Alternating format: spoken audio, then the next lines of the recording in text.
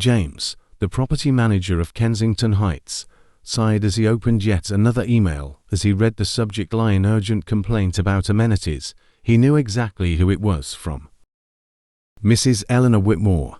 She was one of the longest-standing residents of the luxury apartment complex in West London, and undoubtedly the most demanding at 72 years old.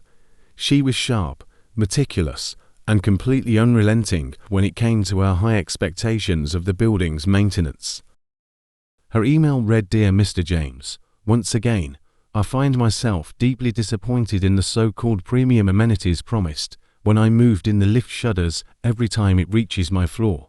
The heating is inconsistent, and last night, the communal garden lights flickered like a haunted house. I demand immediate action, or I will be forced to escalate this matter to the Residents Association. Regards, Eleanor Whitmore." James sighed and leaned back in his chair, while most of the residents either ignored small issues or trusted that maintenance would eventually sort them out. Mrs. Whitmore never let anything slide, but something about this complaint felt different. It wasn't just minor inconvenience. The lift, heating, and outdoor lighting were all failing simultaneously. That was odd. Was this just bad luck or something more? Determined to prove her wrong, or at least to get ahead of another headache, James decided to personally inspect each problem. The lift. He rode the glass-paneled elevator up to the 10th floor, where Mrs. Whitmore lived. It moved smoothly until it reached the 9th floor, where a deep shudder ran through it, followed by a strange clunking noise that wasn't normal. James frowned. The last routine maintenance check had been signed off just a month ago. How could there already be an issue? The heating next.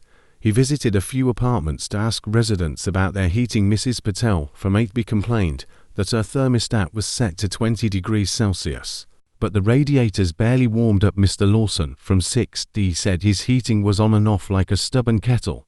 This wasn't an isolated problem. The garden lights that night. James went outside to inspect the communal gardens. Sure enough, the lights flickered eerily, casting strange shadows on the neatly trimmed hedges. It looked like something out of a horror movie. Something wasn't right. 3 separate issues, all happening at the same time. Had been managing properties for years. He knew random malfunctions didn't usually sync up like this. Was this a coincidence or sabotage?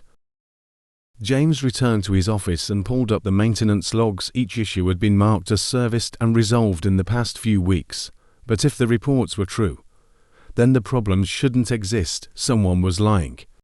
Determined to get to the bottom of it, he decided to check the CCTV footage from the basement where the main electrical panels and heating system controls were located. He fast-forwarded through hours of footage until something caught his eye. At 2:17 a.m., Richard Palmer, one of the maintenance staff, entered the basement carrying a toolkit. He wasn't scheduled for a night shift. As James continued watching, Richard opened the electrical panel, adjusted some settings, and then quickly left. James's stomach tightened. Why would one of his own staff sabotage the building's systems? The next morning, James called Richard into his office. "Richard," he said, trying to keep his voice calm, "I need to ask you something. Why were you in the electrical room at 2 a.m. last week?" Richard hesitated. His face paled slightly, but then he shrugged. "Just doing routine checks." James tossed a printed screenshot of the footage onto the desk. Routine checks at 2 a.m., with no work order.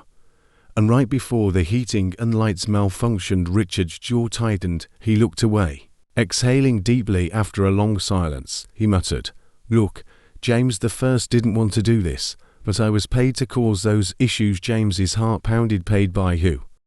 Richard glanced at the door, as if checking that no one else was listening. "By Edward Langley. He's been trying to buy this building for years. If the amenities seem unreliable, more tenants will complain, and the management company will be pressured into selling." James clenched his fists. Langley was a wealthy property developer, known for his shady business tactics. Now, he was trying to sabotage Kensington Heights from the inside.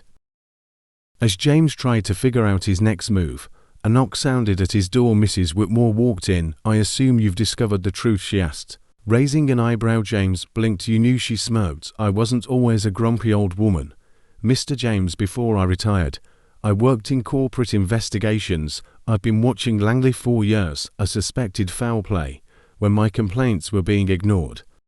She pulled out a thick file and placed it on his desk inside. You'll find documents linking Langley's firm to several suspicious takeovers. He always follows the same pattern, creates maintenance issues, drive down property value, force a sale, then redevelop. James stared at her, impressed and slightly amused. You could have told me earlier, he said.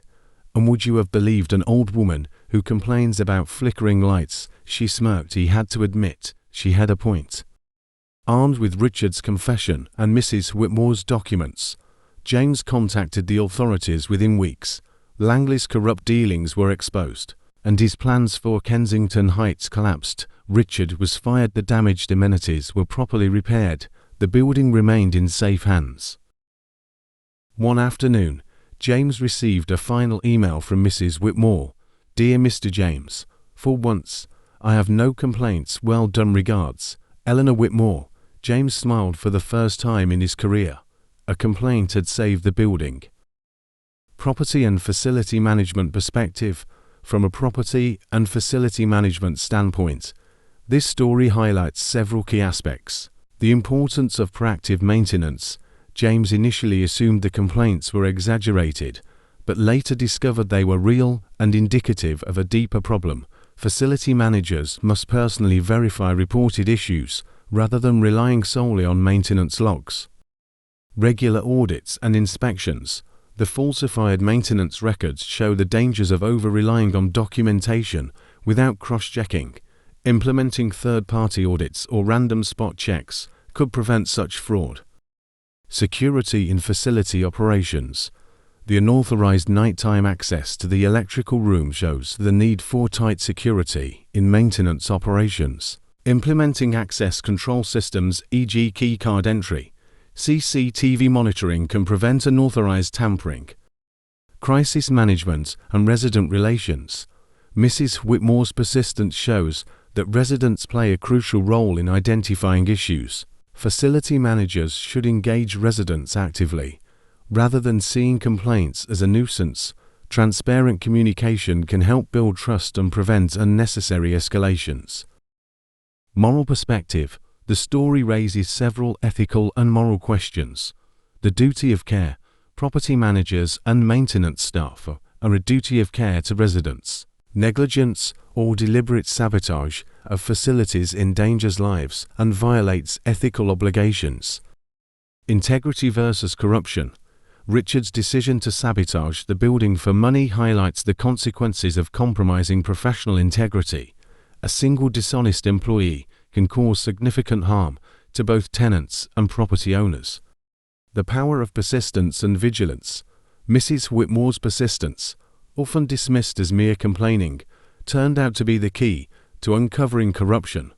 This teaches that voicing concerns and holding people accountable is a moral duty. Legal perspective. Several legal implications emerge from the story. Fraud and misrepresentation. The false maintenance reports could amount to fraud under UK law, as they misrepresented the condition of the property. Tenants could sue the management for breach of contract if promised services are deliberately neglected. Corporate crime and sabotage. Edward Langley's tactics could be classified as corporate fraud or property sabotage, which carry severe penalties.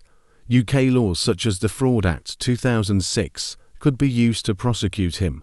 Employer responsibility. Since Richard was an employee, the management company could be held liable for his actions under vicarious liability laws. This emphasizes the need for strict hiring processes and continuous employee monitoring.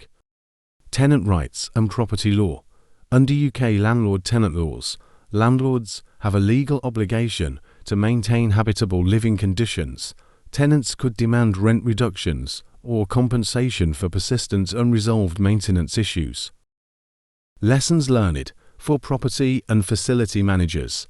Never ignore complaints. They could be signs of deeper problems. Verify maintenance work personally rather than relying on paperwork. Implement security measures to prevent unauthorized access to building systems. Foster good relationships with tenants to encourage transparent communication. For tenants and residents, persistent complaints are valid when backed by evidence. Document issues properly, emails, photos, timestamps to strengthen a case. Know your rights. Tenants can legally challenge mismanagement. For legal and ethical standards in property management, fraudulent activities in property management can lead to criminal prosecution. Corporate developers must be monitored to prevent predatory practices. Honesty and transparency in facility management are key to long-term success. Final thought. This story underscores that proper facility management is not just about fixing problems, it's about preventing them, ensuring safety, and upholding ethical standards. It also serves as a reminder that tenants, no matter how persistent, play a crucial role in holding property managers accountable. If you find this story enlightened, please like, comment, share and subscribe to my channel for more content on property, facility and real estate management business tips. Thank you for watching. See you in my next video. God bless you.